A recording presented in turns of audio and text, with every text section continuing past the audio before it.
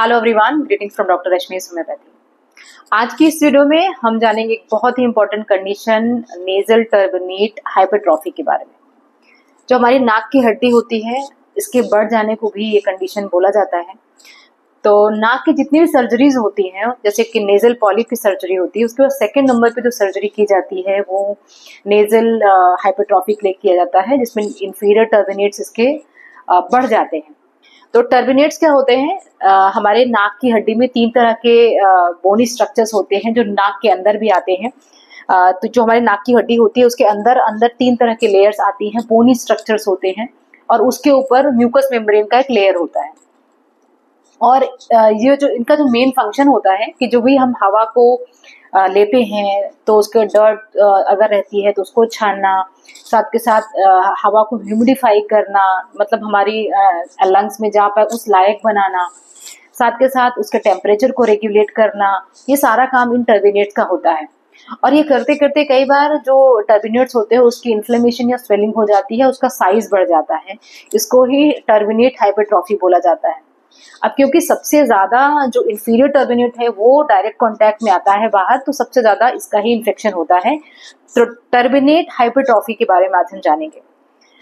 जो middle turbinate होता है उसकी भी इन्फ्लेमेशन हो सकती है, उसमें भी सूजश आ सकती है, और जो सुपीरियर टर्बिनेट होता है उसमें कम देखा जाता है ये प्रॉब्लम।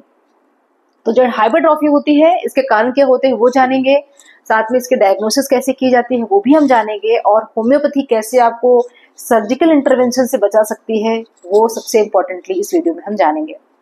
सबसे पहले हम बात करते हैं इंफीरियर जो टर्बिनेट हाइपरट्रॉफी है, मतलब साधारण भाषा में अगर हम बात करें कि जो नाक की हड्डी है उसके बढ़ने को। वैसे हड्डी बढ़ती नहीं है, हड्डी का के ऊपर जो परत होती है वो फूल जाती है, लेकिन साधारण भाषा में इसको नाक की हड्डी बोलना भी कह दिया जाता है।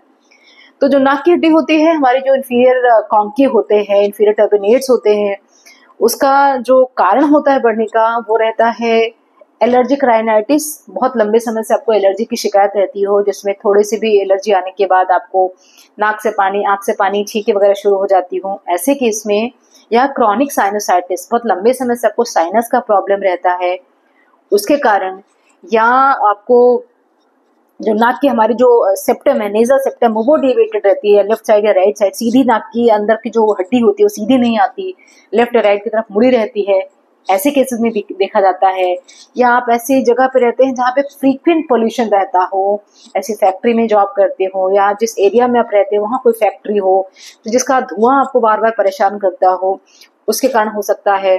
बहुत से लोगों को जो एलर्जिक इश्यूज होते हैं, डस्ट वगैरह, पॉल्यूशन वगैरह से भी हो सकता है। तो ये 4-5 बड़े कारण होते हैं।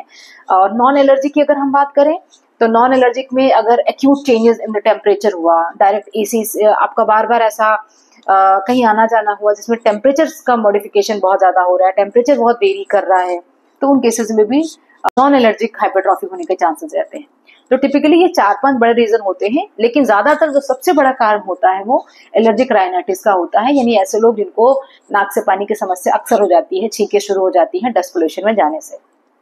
अब हम बात करते हैं कि लोग इसका इलाज क्यों लेते हैं, क्या लक्षण आते हैं, और किन लक्षणों पर आपको दवाइयां लेनी चाहिए, किन लक्षणों पर आपको सर्जिकल इंटरवेंशन कराना चाहिए, और नहीं भी कराना चाहिए तो क्यों नहीं कराना चाहिए। सबसे पहले हम सिम्टम्स की बात करते हैं। अब ऐसे मान कर रखिए कि आपकी नाक की हड्डी, नाक के अंदर एक पतली सी लेयर गई हुई है और वो बहुत फूल जाए तो आपको कैसा महसूस होगा? आप डायरेक्ट कोई हवा को अंदर नहीं ले सकते, हवा रुक रुक के आएगी, कई बार साइज और बढ़ सकता है तो आपको ऑब्स्ट्रक्शन हो सकती है, जिसके कारण नाक से आप सांस ही नहीं ले सकते, आपको मुंह से सांस लेनी पड़ सकती है। नाक में भारीपन महसूस होता है। कई बार जो स्मेल आप लेते हैं वो अल्टर्ड हो जाती है, मतलब जो सेंसेशन है वो बदल जाती है, सूंघ कुछ और रहे हैं, महक किसी और चीज की आ रही है, या बहुत ही कम महक आ रही है किसी चीज की, मतलब स्मेल कम हो जाती है, या बिल्कुल भी बंद हो सकती है स्मेल। तो ऐसा भी ये कंडीशन में हो सकता है। साथ के साथ क्योंकि म्यूकोजा बढ़ा हुआ है, वहां पे स्वेलिंग हुई है, वो चीज बलून के जैसा फूल जाता है, तो वहां पर बहुत ज्यादा चांसेस इस बात के हो सकते हैं कि आपको ब्लीडिंग हो सकती है। तो नेजल ब्लीडिंग का भी यहाँ पे चांसेस बनता है। साथ के साथ जो सबसे ज्यादा कॉमन चीज देखी जाती है कि आपको फ्रीक्वेंट स्नीजिंग, स्नोरिंग, और सबसे ज्यादा छींके आने की समस्या हो सकती है।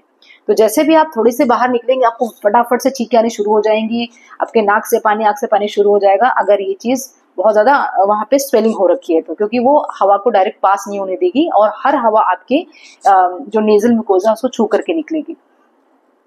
इसके अलावा बहुत ज़्यादा देखा जाता है कि जिन लोगों को नाक से बराबर सांस नहीं आती है उनको स्नोरिंग की समस्या देखी जाती है। अब हम बात करते हैं इसका ट्रीटमेंट कैसे लिया जाता है और इसके डायग्नोसिस कैसे होती है। तो डायग्नोसिस के लिए सिंपली ये फिजिकल एग्जामिनेशन से पता लग जाता है। इसमें जो नेजल एंडोस्कोप होता है उसे देखा जाता है कि नाक की जो टर्बिनेट है, नाक की जो हड्डी है वो फूली हुई है, म्यूकोजा फूला हुआ है, वहां से इसकी इन्फ्लेमेशन पता लग जाती है। बाकी पेशेंट जो सिम्टम्स बताता है उसके आधार पर भी डायग्नोसिस क्लियर हो जाता है। डिफरेंशियल डायग्नोसिस की बात करें कि कैसे हम डिफरेंशिएट करेंगे कि ये नेजल टर्बिनेट हाइपरट्रॉफी है या नेजल पॉलिप है। तो जो पॉलिप होता है वो मस्सा होता है, सॉफ्ट सा स्ट्रक्चर होता है, उसमें कोई हड्डी का इन्वॉल्वमेंट नहीं होता है और इसके अंदर हड्डी के ऊपर मांस बढ़ जाता है। तो सिंपल सी भाषा में आप इसको ऐसा समझ सकते हैं। अब हम ट्रीटमेंट की बात करते हैं। तो इसके ट्रीटमेंट के लिए एंटी एलर्जिक ट्रीटमेंट रहता है, एंटी हिस्टामिन्स आपको दे सकते हैं। साइनस की प्रॉब्लम है तो उसके लिए वो अपना ट्रीटमेंट स्टार्ट कर सकते हैं। और अगर टर्बिनेट हाइपरट्रॉफी बहुत ज़्यादा हो चुकी है या बहुत मुश्किल हो गया है आपको चीज़ों को मैनेज कर पाना, तब इसके लिए सर्जिकल इंटरवेंशन की जाती है। और यहाँ पर काम आती है हमारी होम्योपैथी। अगर आप शुरुआत से ही होम्योपैथी का ट्रीटमेंट लेते हैं तो नेजल जो हाइपरट्रॉफी हो रही है उसमें किसी भी सर्जरी की जरूरत नहीं पड़ती है, क्योंकि सर्जरी इसमें 100% सक्सेसफुल भी नहीं होती है। दूसरा कारण इसका ये है कि जो सर्जरी होती है उसके बाद भी बहुत सारे आपको लक्षण आते हैं और उसके बाद रिलैप्स भी हो सकती है। कितने भी हमारे बॉडी के अंदर स्टोन्स की बात कर ले, हम पॉलिप की बात कर ले, हम लाइकोमा की बात कर ले, तो बॉडी के अंदर जितने भी ग्रोथ्स होते हैं उनके दोबारा होने के चांसेस बहुत ज्यादा होते हैं। तो ये टेंडेंसी अगर आपको खत्म करनी है तो आप होम्योपैथी का ट्रीटमेंट लेना शुरू कर सकते हैं। तो इसके ट्रीटमेंट के लिए सबसे पहले जब हम बात करते हैं तो इसमें सिम्टोमेटिक ट्रीटमेंट दिया जाता है बेसिकली, और टेंडेंसी को खत्म करने हम कॉन्स्टिट्यूशनल ट्रीटमेंट देते हैं। जब कॉन्स्टिट्यूशनल ट्रीटमेंट देते हैं मतलब ये कि बीमारी दोबारा से नहीं हो, और सिम्टोमेटिक का मतलब पेशेंट जो जो तकलीफ बताता है उसके आधार पर हम इसको इलाज शुरू करते हैं।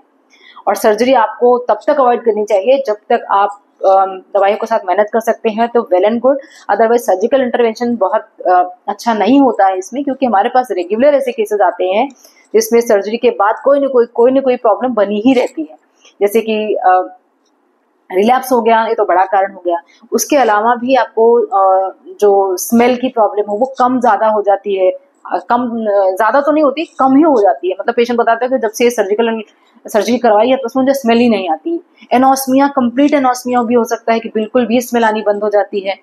और ऐसा नहीं कि हर केस में सर्जरी नुकसानदायक होती है, लेकिन अगर मैनेज कर सकते हैं दवाइयों के साथ तो सर्जरी की कोई जरूरत नहीं होती है। अब हम मेडिसिन की बात कर लेते हैं। होम्योपैथी की क्या क्या दवाइयां इसमें दी जाती हैं। तो जो होम्योपैथी की दवाइयां हैं उसमें टॉप रेटेड दवाइयों के बारे में बात कर लेते हैं। सबसे पहले जो सबसे इंपॉर्टेंट दवा होती है उसके बारे में बताती हूँ। वो दवा का नाम है सैंग्यूनेरिया निट्रिकम। सैंग्यूनेरिया निट्रिकम एक बहुत ही इफेक्टिव दवा है, इवन नेजल पॉलिप के लिए भी उतनी ही इफेक्टिव है, और साथ के साथ ये टर्बिनेट हाइपरट्रॉफी के लिए भी बहुत अच्छी दवा है, जिसमें आपको नेजल ब्लॉकेज महसूस होती है, नेजल इरिटेशन रहती है, और डस्ट से कोई एलर्जी आपको शुरू हो जाती है, तो वहां पर आप सैंग्यूनेरिया निट्रिकम को ले सकते हैं। अगली जो दवा है वो बहुत इंपॉर्टेंट दवा है, वो है फास्फोरस।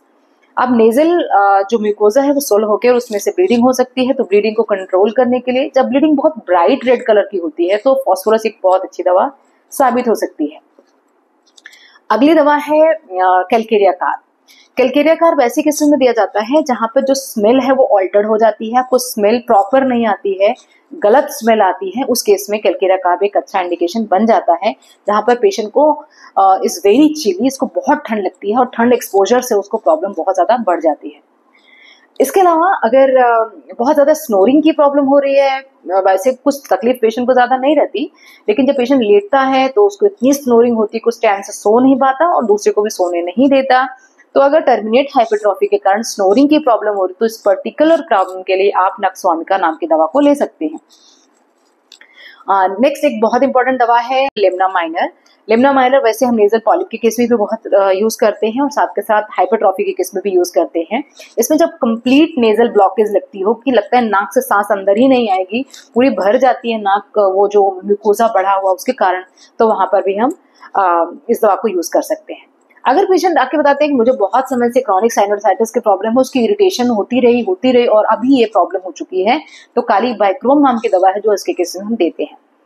इसके अलावा इसमें सलाइन नेजल स्प्रे का यूज किया जाता है, वो भी आपको काफी ज्यादा जो स्वेलिंग है उसको रिड्यूस करने में मदद करती है। और एक क्लिनिकल एक्सपीरियंस के आधार पर एक दवा मैं आपको बताती हूँ जो मैं फ्रीक्वेंटली यूज करती हूँ, वो है फॉर्मिका रूफा। नेजल पॉलिप के केस में, नेजल हाइपरट्रॉफी के केस में ये दवा इक्वली बहुत ज्यादा यूजफुल है। ये कुछ दवाइयां हैं जिसको आप यूज कर सकते हैं। पोटेंसीज की अगर हम बात करें तो 30 पोटेंसी या 200 पोटेंसी में आप इसको इस्तेमाल कर सकते हैं। बाकी जितना पॉसिबल हो सके, अनलेस एंड अनटिल आपको प्रॉब्लम बहुत ज्यादा हो रही है तभी आप सर्जरी के लिए जाएं। अदरवाइज जितने भी सिम्टम्स हैं वो प्रॉपरली होम्योपैथिक दवाइयों के साथ मैनेज हो सकते हैं। जो साइज है, जो हाइपरट्रॉफी हो रखी है, वो भी बहुत हद तक रिड्यूस हो सकती है। आपका जो ब्रीथिंग है, आपकी जो इंस्पिरेशन एक्सपिरेशन है, वो प्रॉपर हो सकती है। और बाकी सारे सिम्टम्स को होम्योपैथिक दवाइयां पूरी तरह से कंट्रोल कर सकती हैं, बिना किसी छेड़छाड़ के, बिना किसी सर्जिकल इंटरवेंशन के। नेजल पॉलिप के केस में भी हम अक्सर ऐसा देखते हैं कि हमारे पास पेशेंट ऐसे आते हैं कि नेजल पॉलिप था, उसको निकलवा दिया, दोबारा नेजल पॉलिप हो गया, या मुझे उसके बाद से सांस में प्रॉब्लम होती है और स्मेल प्रॉपर नहीं आती। तो वो दोनों ही केसेस में सर्जिकल इंटरवेंशन लेने के बाद ये प्रॉब्लम आती है। तो आपको अगर ये प्रॉब्लम है तो आप किसी भी होम्योपैथिक डॉक्टर के साथ मिलकर के अपना ट्रीटमेंट स्टार्ट कर सकते हैं।